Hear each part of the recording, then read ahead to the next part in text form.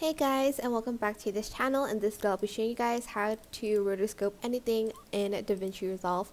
Select your clip that you want to rotoscope and press the Alt button and drag it up like above the clip. Then you're going to select the color bit right here, and then you're going to select this bit right here. You're then going to select the pen tool for a more intricate rotoscope, and to zoom in you can use the scroll button to zoom, and you can use it to move it around as well to click it in the middle.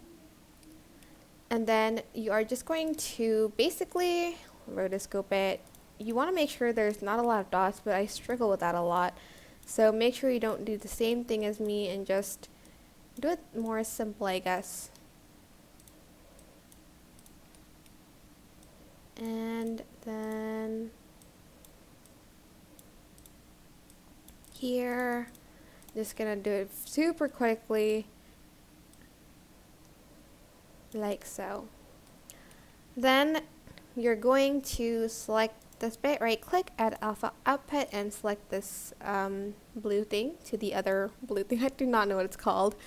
Then you go to the tracker bit, and you're just going to press play. And you know, some of it may not be accurate, like these parts, and you can kind of like move it around using keyframes. It is super tedious, like here.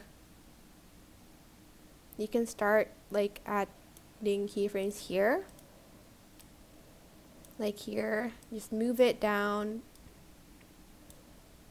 and just like adjust it to your liking. I'm not gonna do it because it's gonna take me like forever to do. Like I know it took me forever to do yesterday. And here's where you can add in like a glow if you'd like to. Make sure you right click and then select new compound clip first, and then you can add in that glow.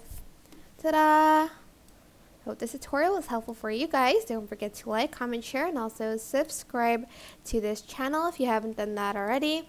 If you have any questions, just leave it in the comment section down below, and I'll try my best to answer them all for you guys.